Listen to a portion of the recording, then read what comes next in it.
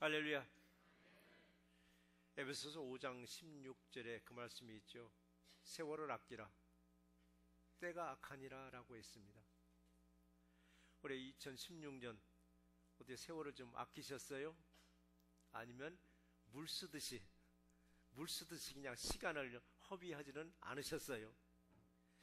이 악한 이 시대에 정말 세월을 아낀다는 건 뭘 아끼라는 건가 했더니 하나님의 말씀과 기도를 놓치지 말라는 말씀이에요. 이제 얼마 남지 않은 이제 금년입니다. 한 20여일 남았습니다. 20여일 이러면 하나님의 말씀과 기도로 거룩하게 마무리하는 우리 새롭게 되시기를 주의 이름으로 축원합니다. 한 해를 올해 보낼 준비를 우리는 하면서 우리들은 무언가 참 아쉽다. 한 해 지나갈 때쯤 되면 다들 그래. 뭔가 좀 아쉽다. 조금 더 잘했더라면, 조금 더 좀 사랑했더라면, 조금 더 교회 좀 열심히 했더라면 더 좋았을 것을 하면서 우리 아쉬워하면서 또 새해를 우리 준비하고 있습니다. 그러니까 아쉬움을 안고 새해를 우리는 준비하시기 전에 먼저 금년에 우리가 이루지 못한 믿음들이 있을 거예요. 또 놓쳐버린 믿음들도 있고, 이걸 먼저 회복시키셔야만이 새해는 여름에 하는 일마다 승리할 줄 믿습니다. 회복이라고 했더니 엄청나게 큰 것들을 회복하라는 게 아니에요. 아주 작은 것들, 아주 기본적인 것들을 우리는 회복해야 되는데, 우리 회복이 없이, 믿음에서 회복이 없이 하나님 보시기에 정말 우리가 잘한 것도 있지만 우리 잘못한 것도 많이 있습니다. 하나님 보시기에 우리 하나님 앞에 또 죄 지은 것도 있어요. 회복이 없으면요, 이런 것을 어떻게 되는지 아세요? 씻어버려야 되는데 씻어버리면 덮어버리는 거예요. 천으로. 보기 싫은 거, 냄새나는 걸 좀 싹 쓸어버리고 물 청소하면 얼마나 좋으냐고요. 거기다 딱 덮어버려요. 뭘로? 천으로 덮어서 표 안 나게 만들어 놓는 거예요. 그러니까 잘못한 것들을 다 천으로 덮어놔요. 겉으로는 얼마나 깨끗하냐고요. 얼마나 보기 좋으냐고요. 근데 깨끗하게 보일지라도 그 천을 이렇게 딱 들춰내면은 그 속에 감춰져 있는 죄도, 그 속에 감춰져 있던 잘못도 만천하에 다 드러나게 되어 있습니다. 이번에 한국의 사건 보셨잖아요. 모든 죄악을 씻지 못하고, 모든 잘못을 씻지 못하고 그냥 천으로 덮어놓고는 다 감춰졌겠지, 다 모르겠지 라고 하면서 그냥 하늘 높은 줄 모르고 권력을 행사했던 그 한 여자 때문에 온통 나라가 뒤집어지고 말았잖아요. 그래서 여러분, 회복은 우리 개인의 회복도 필요하지만 국가적인 회복도 정말 필요합니다. 만약에 대한민국이 이게 한 개인 국가가 회복이 없이 정권이 또 바뀌어보라고요? 또 덮어버리는 거예요. 천으로 더 덮어버리고 또 가는 거예요. 가다가 또 천 뒤집어놓으면 또 구려낸다고 난리가 나고, 역대 정권이 매번 그렇게 해왔습니다. 이걸 어느 정권에 완전히 씻어버리지 않냐면은 언제든지 천으로 덮는 거예요. 우리 지혜도요, 이제 금년 20일 남았습니다. 하나님께 혹시라도 잘못한 거 있고, 혹시라도 하나님께 죄 지은 거 있으면은 그냥 말씀과 기도로 깨끗하게 씻어버리고 여러분의 마음을 청결하게 해서 새해를 준비하는 우리 새롭게 되시기를 주의 이름으로 축원합니다. 우리는 무엇을 회복해야 되는가? 믿음의 기본이에요. 믿음의 기본. 믿음에서 정말 내 기본을 잘 지금 지키고 있는가? 믿음의 기본이 뭔가 했더니 하나님 믿는 거예요. 여러분 하나님 믿고 계시죠? 하나님을 믿어야 되고 십자가의 능력을 우리는 믿어야 합니다. 근데 우리가 교회 다니면서 하나님을 믿지 않냐고, 십자가의 능력을 믿지 않냐면서도 열심으로 출석하고 열심으로 봉사 얼마나 하는지 몰라요. 이분들은 왜 교회 다니는지 아세요? 왜 교회 다니냐고요? 믿음 생활이 아니고 종교 생활 열심히 하는 거예요. 자기 만족을 위해서 지금 열심히 하더라고요. 하나님 믿지 않냐고서도, 십자가의 능력을 모르면서도 열심히 종교 생활하는 인분들이 아주 많다는 사실입니다. 나는 아니겠지? 나도 길 수도 있고 여러분도 길 수 있는 거예요. 그래서 회복이 필요한 거예요. 회복은 뭐냐? 본래 성품으로, 하나님의 성품으로 다시 돌아오는 게 회복입니다. 회복이 없으면 구원이 이루어질 수도 없습니다. 구원은 뭐냐고? 하나님 아들 예수 그리스도를 믿어야 하는 거예요. 그리고 십자가의 능력을 믿어야 합니다. 그래야 구원의 문이 활짝 열려서 넉넉하게 그날에 들어갈 수 있는 우리 새날교회 되시기를 주의 이름으로 축원합니다. 오늘은 대강절 세 번째 시간입니다. 오늘 세 번째 시간에 주시는 첫 번째 말씀은요, 어느 때까지 노하시리까? 여기서 노는 예스냐 노냐 그 노가 아니고 진노를 말하고 있습니다. 언제까지 진노하시겠나이까? 우리가 하나님을 생각할 때는 하나님은 항상 나를 보고 방긋방긋 웃는 줄 알고 있더라고요. 하나님은 항상 우리를 보고 웃고만 계시는 게 아니에요. 때로는 진노도 하십니다. 근데 진노라는 말은 싫어요. 근데 하나님 진노하셔요. 진노하시면 뭐냐? 기도가 상달이 안 돼요. 열심히 기도하는데 기도가 하나님께 올라가질 않는 거예요. 다 막혀버리는 거예요. 그래서 오늘 본문에서 이 본문에 사실은 진노하시겠나이까가 아니라 사실 영어의 말죠. 노가 되기도 해요. 왜 기도를 받아주지 않느냐 뜻이기도 합니다. 4절에 보니까 만군의 하나님 여호와여 주의 백성의 기도에 대하여 어느 때까지 노하시겠나이까? 어느 때까지 기도를 막겠느냐 그 말씀이에요. 어째서 백성들이 기도를 받아주지 않느냐? 왜 기도의 향기가 올라가지 못하게 하느냐? 언제까지 기도를 막겠느냐? 이런 때가 이스라엘 민족에 여러 번 있었습니다. 하나님 침묵할 때입니다. 하나님 침묵하면요 응답이 없습니다. 죽으라고 일을 하는데 소득도 없습니다. 우리들에게도 마찬가지입니다. 하나님 귀를 딱 닫을 때가 있습니다. 귀를 닫으면 아무런 응답이 우리에게 이루어질 수가 없는 거예요. 본문에서 쓰인 그 이스라엘 백성들 침묵하고 계시는 하나님께 질문합니다. 언제까지 노하시겠느냐고. 우리들에게도 때로는 아무런 응답이 없을 때 우리는 하나님께 더 엎드려야 되는데, 응답이 없을수록 또 하나님께 더 엎드려야 되는데 엎드리는 하지 않냐고 침묵하고 계시는 주님께 항의합니다. 뭐라고 항의하느냐고요? 왜 수많은 이 사람들 중에 하필이면 나냐고요? 왜 하필이면 나에게 이렇게 환난을 겪고 왜 나에게 연단을 겪게 되냐고. 나는 교회 생활 열심히 했는데, 교회 열심히 봉사했는데 왜 하필이면 나냐라고. 근데 하필이면 나가 아니면 바로 옆에 사람이 화를 당하라는 말인가 그러면? 하나님이 주시는 것도 여호와 하나님이시오. 회복시키는 것도 여호와 하나님이십니다.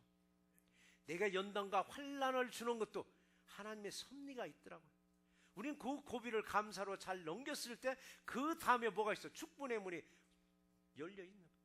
그게 보이지 않으니까 왜 하필이면 나냐라고. 어느 때까지 노하시겠느냐고 하나님께 항의하는 겁니다. 어느 때까지 내 기도를 받아주지 않겠느냐고. 어느 때까지 침묵하시겠느냐고. 여러분, 하나님 침묵하시고 아무런 움직임이 없다고 그럼 우리들도 포기하라는 건가? 하나님이 응답이 없을 때, 하나님 침묵하고 계실 때 우리들은 포기하는 게 아니라 우리는 더 열심히 어떻게 하라고 했어요? 데살로니가전서 5장 17절에 쉬지 말고 기도하라고 했습니다. 골로새 4장 2절 말씀에서는 기도를 계속하고 기도에 감사함으로 깨어 있으라고 했습니다. 깨어 있으라는 것은요, 육적으로 깨어 있으라는 게 아니에요. 영적으로 깨어 있으라는 얘기입니다. 근데 영적으로는 잠이 들었고 육적으로 깨어 있다 보니까 시끄럽기만 하는 거예요. 여러분, 환난과 연단을 당하는 분들 보면요, 육적으로는 깨어 있고 영적으로 잠드는 상태에서는 얼마나 시끄러운지 모르는 거예요. 왜 나만 그러냐고, 왜 나만 그러느냐고. 우리는 깨어 있으라는 것은 항상 영적으로 깨어서 감사함으로 기도하는 우리 새날교회 되시기를 주의 이름으로 축원합니다. 그래서 우리는 응답하실 때까지 쉬지 말고 여러분 기도하시기 바랍니다. 그게 남들에게 기도를 게을리할 때, 기도를 게을리할 때가 잠든 사람들입니다. 남들이 잠들어 있을 그때라도 데살로니가전서 5장 6절 말씀처럼 그러므로 우리는 다른 이들과 같이 자지 말고 오직 깨어 정신을 차릴지어다 라고 했습니다. 여러분 정신 차리지 아니하면은 그냥 쓰러집니다. 여러분 육적으로도 여러분 정신 차려야 되지만 영적으로 여러분 까딱까딱 잠들으면은요 마귀가 그냥 와서 우리 공격해요. 항상 깨어서 정신 차리라고 말씀하셨습니다. 그래서 믿음이란 남들의 좋은 것을 좀 본받으면 얼마나 좋겠느냐고요. 잘못된 것을 우리는 본받을 때가 얼마나 많이 있느냐고요. 옛말에 그런 말도 있잖아요. 남들이 갓 쓰고 장에 가니까 우리는 뭐 쓰고 가요? 투가리 쓰고 장에 간다 하더라고요. 요즘에 그거 다시 찾아봤더니 투가리라는 말로 바꿨더라고요. 밥그릇 뒤집어 쓰고 쫓아간다는 얘기입니다. 잘못된 것을 아니면 아닌 줄 알아야 되는데 옆집이 하니까 그냥 잘못된 줄 알고 투가리 뒤집어 쓰고 장에 가는 겁니다. 하나님이 기뻐하지 않은 일들을 남들이 한다고 그냥 본받고 따라 하는 겁니다. 이웃들이 잠을 잘지라도 우리는 잠자서는 안 됩니다. 깨어서 정신 차리고 기도하시면 반드시 하나님이 들으시고 응답되는 놀라운 역사가 우리 새날교회 임하기를 주의 이름으로 축원합니다. 그래 오늘 본문에서 그랬죠. 어느 때까지 노하시리까? 어느 때까지? 기간 좀 정해달라는 얘기입니다. 기간 좀 정해달라고 질문했지만 하나님이 기도를 받지 아니할지라도 응답이 없을지라도 여러분 포기하거나 주저앉지 마시기 바랍니다. 데살로니가전서 3장 8절에 보니까 주 안에 굳게 선즉 우리가 이제는 살리라 라고 했습니다. 기도에 응답이 없어도 이 살아있는 이 자체가 여러분 기도의 응답인 줄 믿으시기 바랍니다. 여러분 기도의 응답이 없으면 이 시간에 예배자로 이 자리에 있을 수가 없습니다. 그런데 꼭 하나님이 내게 음성을 주야만 응답이 아닙니다. 내가 뭔가 간절한 걸 육적인 것을 원했는데 그게 이루어지면 응답이 아닙니다. 내 생명이 바로 서 있으면 이게 바로 여러분 응답인 줄 알고 하나님께 감사와 영광 돌리는 우리 새날교회 되시기를 주의 이름으로 축원합니다. 바로 우리가 살리라. 누구 앞에 섰을 때, 세상 앞에 섰을 때가 아니라 주님 앞에 바로 선즉 우리가 살리라 하신 말씀을 붙잡고 여러분 계속 기도하시기 바랍니다. 하나님의 말씀과 기도로 거룩하여 짐이라고 했었습니다. 이때 우리는 좌로나 우로나 흔들림 없이 살아나는 놀라운 역사가 우리 모두에게 임하기를 주의 이름으로 축원합니다. 우리 흔들림 없는 믿음을 세우시려고 5절에서 그 말씀을 했었습니다. 주께서 그들에게 눈물의 양식을 먹이시며 많은 눈물을 마시게 하셨나이다 라고 하셨습니다.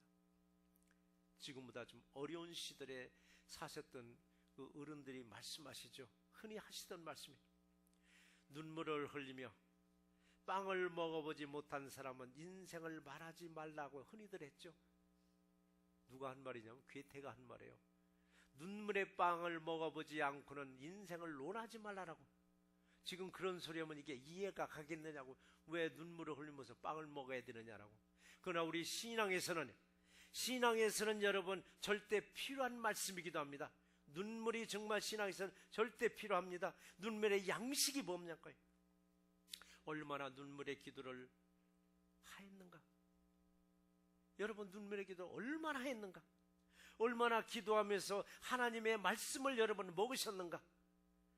눈물이 점점 메말라가는 이 시대 정말 눈물의 기도가 정말 필요합니다. 쓰러져가는 사람을 보고서도 눈물 한 방울 흘리지 아니하고 어려운 이웃들을 보고 불쌍한 마음이 들지 아니하고 죽어가는 사람을 보고 혐한찮은 이런 시대입니다. 이런 시대에 시편 기자는 시편 126편 5절에서 말씀하셨습니다. 눈물을 흘리며 씨를 뿌리는 자는 기쁨으로 거두리라고 말씀하셨습니다. 눈물의 기도로 승리하는 새날교회 되시기를 주의 이름으로 축원합니다. 정말 자기 자신의 영혼을 위해서 눈물을 흘리면서 기도해 봤는가? 이웃의 영혼을 위해서 눈물을 흘리면서 여러분 기도해 보셨는가? 교회를 위해서, 목회자를 위해서, 국가 민족을 위해서 흘린 눈물의 기도로 하나님의 진노가 멈추고 다시 회복되는 귀한 역사가 임하기를 주의 이름으로 축원합니다. 두 번째 주시는 말씀은 우리를 회복하여 주시기를 여러분 늘 기도하시기 바랍니다. 히스기야 왕이 죽을 병에 걸렸다는 것을 이사야 선지자가 말을 해줬습니다. 선지자로부터 자기가 죽을 병에 걸렸다는 말을 듣고 왕은 벽을 향하여 통곡하면서 하나님께 기도했습니다. 통곡하면서 기도한 왕의 기도를 들으시고 말씀하셨는데 놀랍게도 누구에게 응답을 주신지 아세요? 왕이 통곡의 눈물을 흘리면서 기도했는데 그 응답은 왕에게 주신 것이 아니라 선지자 이사야에게 말씀을 주셨습니다. 너는 돌아가서 왕에게 이 말을 전하라. 그 전하는 말이 열왕기하 20장 5절 말씀입니다. 내가 네 기도를 들었고 네 눈물을 보았노라. 내가 너를 낫게 하리라 라고 말씀하셨습니다. 그래서 여러분, 내가 기도했는데 응답은 다른 사람이 받아줄 수 있습니다. 아내가 열심히 기도했는데 아내가 그 기도에 응답을 받는 것이 아니라 남편이 받기도 합니다. 남편이 열심히 기도했는데 아내가 받기도 하고, 여러분이 열심히 기도했는데 여러분 놀랍게 제가 받기도 합니다. 그런데 사람을 통해서 하나님이 전달해 주는데 전달해 주는 말을 안 믿습니다. 내게 응답하라 해줬는데, 기도는 내가 했는데 왜 당신한테 응답되느냐고. 그런데 우리 성경을 읽어보면 왕이 통곡의 눈물을 흘리면서 기도했는데 그 응답은 선지자에게 주시더라고. 그래서 우리 기도의 응답은요, 엉뚱한 사람한테 받는데 때로는 좀 관계가 좋은 사람한테 받으면 얼마나 좋으냐고요. 좀 껄끄러운 사람한테 응답을 주시니 그 사람이 내게 응답받은 걸 전해주면 우리가 듣겠느냐고, 믿겠느냐고요. 그러나 우리는 하나님 말씀을 믿는 고로, 하나님이 저 사람을 통해서 내게 응답하시는구나 받으시면 그 사람의 관계도 회복되는 놀라운 역사가 임할 줄 믿습니다. 그래서 우리 하나님의 그 진노를 조금 누그러뜨리는 방법이 뭐냐? 눈물의 양식을 먹고 눈물의 양식을 마실 때 놀라운 회복의 역사가 임하게 하실 줄 믿습니다. 히스기야가 죽을 병에 걸렸을 때 왕이 눈물을 흘리며 기도한 것을 하나님이 들으셨습니다. 우리들도 눈물의 기도가 하나님께 상달되기만 하면은 모든 병든 영과 육을 살리시고 고쳐주시고 회복하여 주셔서 다시 축복의 길로 인도함을 받는 우리 새날교회 되시기를 주의 이름으로 축원합니다. 하나님이 우리의 기도를 받아주셨음에 우리는 구원받은 감격이 여러분 마음속에서 우러나와야만 합니다. 그래서 우리들은 하나님의 말씀을 여러분 들으셔야만 합니다. 말씀이 복음입니다. 복음이 저와 여러분들의 입술에서 멀리하지 마시기 바랍니다. 항상 복음의 말씀 속에서 살아갈 때 하나님이 우리들 마음속에 와 계십니다. 이 말씀을 요한복음 15장 7절에서 잘 나왔죠. 너희가 내 안에 거하고 우리가 하나님 안에 거하고 그 말씀이 너희 안에 거하면 무엇이든지 원하는 대로 구하라. 그리하면 이루리라 라고 했습니다. 우리가 예수 안에 들어가기만 하면 그 대신 말씀이 우리 안에 와 있는다고 했습니다. 그렇게 했을 때 무엇이든지 원하는 대로 구하라고 했습니다. 그리하면 이루어지는 놀라운 역사가 임할 줄 믿습니다. 내 안에 예수님을 모시고 사는 것이 사실 그게 회복입니다. 예수님이 나를 얼마나 사랑하고 있는가 우리는 한시도 잊어서는 안 됩니다. 내 안에 예수님을 모시고 사는 사람은 예수님이 나를 얼마나 사랑하는가를 한시도 잊지 않고 하나님께 감사합니다.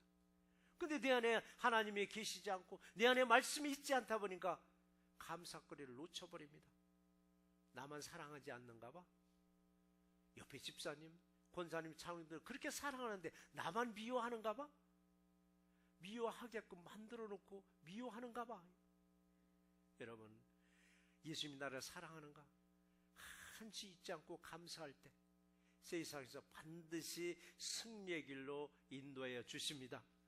그래서 우리는 말씀으로 회복되는 새날교회요, 기도로 회복되는 새날교회요, 순종으로 회복되는 새날교회요, 예배가 생활화되는 우리 새날교회 되시기를 주의 이름으로 축원합니다. 그래서 말씀이 생활화가 되어야 됩니다. 기도가 생활해야 됩니다. 순종이 생활해야 되고 말씀이 그리고 예배가 생활화된 소문난 새날개와 성도 여러분 되시기를 주의 이름으로 축원합니다. 이렇게 하나님이 원하시는 일들이 내 삶 속에서 생활화되려면 반드시 회방하는 놈이 하나 있습니다. 놈이라는 놈은 찾아도 괜찮습니다. 그 놈은 마귀라는 놈은 끊임없이 회방합니다.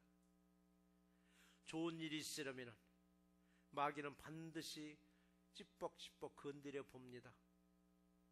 은혜 받고 나면 반드시 마귀는 찌뻑찌뻑 건드려 봅니다. 별것도 아닌데 짜증나게 만들어 놓습니다.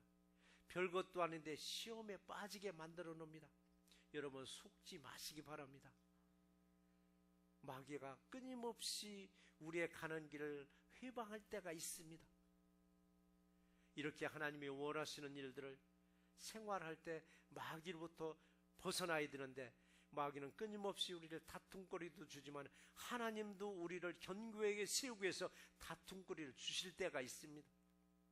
6절의 기록을 보면 우리를 우리 이웃에게 다툼거리가 되게 하시니 우리 원수들이 서로 비웃나이다 라고 했습니다. 다툼거리가 됐다는 건 뭐냐? 내가 약해졌다는 얘기입니다. 여러분 내가 아주 강하면은 누가 시비 걸지도 않아요. 내가 강하면은 누구도 시비 걸지 않습니다. 국가도 그렇습니다. 국가가 여러분 강해지면은 주변 국가에서 찝쩍거리지도 않아요. 근데 국가가 약해지니까 자꾸 주변 국가에서 찝쩍찝쩍 돼요. 왜? 밥그릇 싸움 벌어지는 겁니다. 회사가 약하면 다른 회사에 잡아먹으러 덤빕니다. 이럴 때 원수들이 서로 비웃나이다라고 했습니다. 한쪽이 월등하면 어느 누구도 비웃지도 않습니다.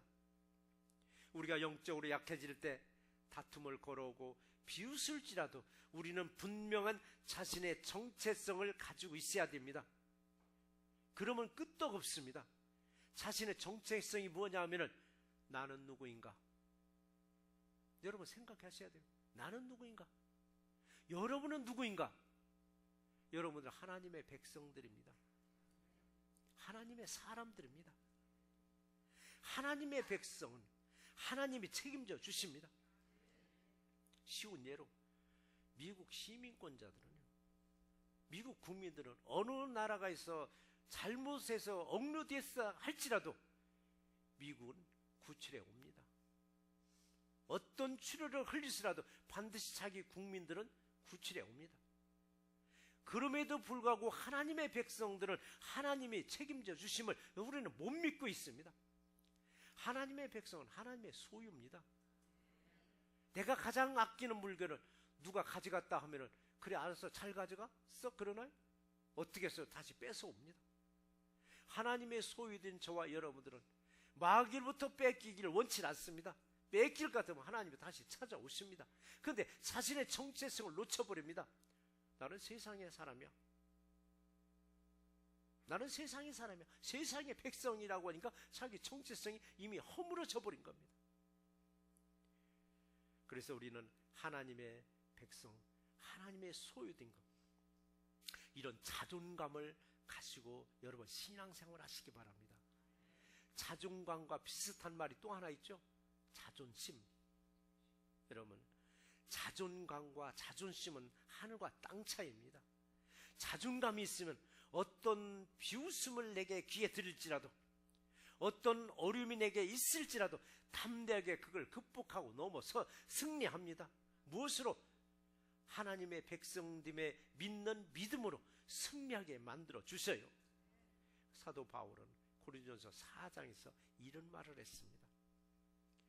자신을 가장 끄트머리에 두셨으며 만물이 찌꺼기같이 되었도다라고 했습니다. 옛날에 학교 다니신 분은 기억날 거예요. 가끔 해체 모의 하잖아요. 그래서 제일 끄트머리가 제일 매 맞는 사람이에요. 제일 끄트머리가 느그적거렸다라고 사도 바울을 가장 끄트머리에 두었다라고 했습니다. 만물의 찌꺼기같이 가장 쓸모없는 것, 줄을 섰는데 제일 끄트머리에 세워놓으시고 가장 쓸모없는 쓰레기 같은 존재로 내려놓게 하시더라고요. 그 존재를 완전히 내려놓게 하시더라고요.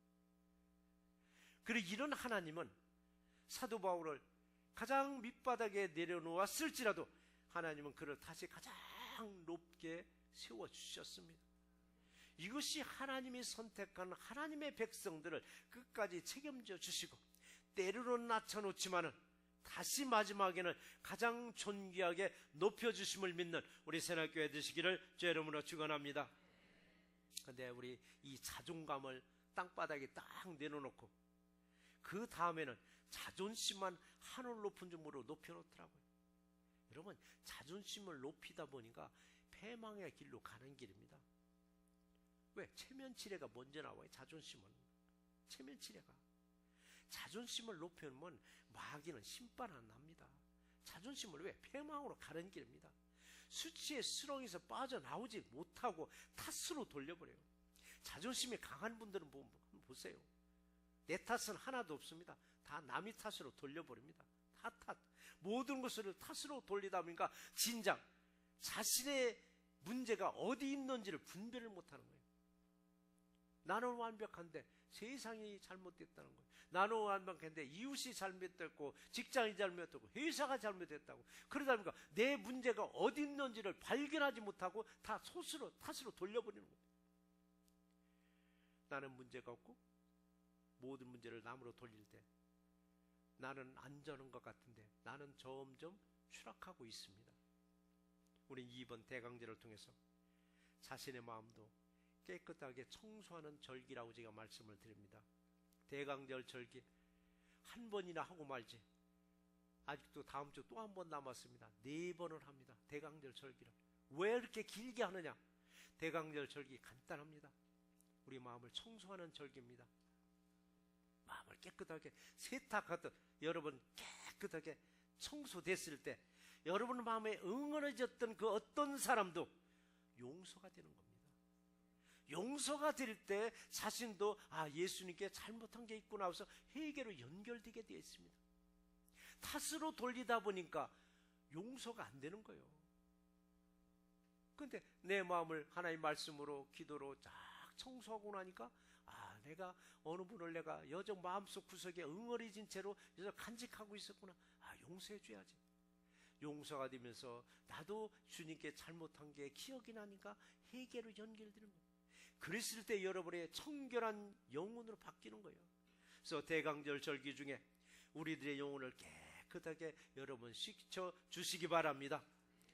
그리고 그래 눈에 보이는 영혼만 깨끗하게 씻는 게 아니에요. 눈에 보이는 환경에서도 불필요한 가지들은 좀 과감하게 잘라주시기 바랍니다. 그 가지 아까워가지고 계속 그냥 놔뒀더니 그게 신앙생활에 계속 걸림돌에서 넘어지고 한다면 그 가지 이제 잘라버리세요. 이게 바로 대강절 절기 중에 가지치기도 잘해서 깨끗한 모습으로 아름다운 모습으로 아기 예수 오신 생일날을 여러분 준비하시는 절기가 바로 여러분 대강절이기도 합니다.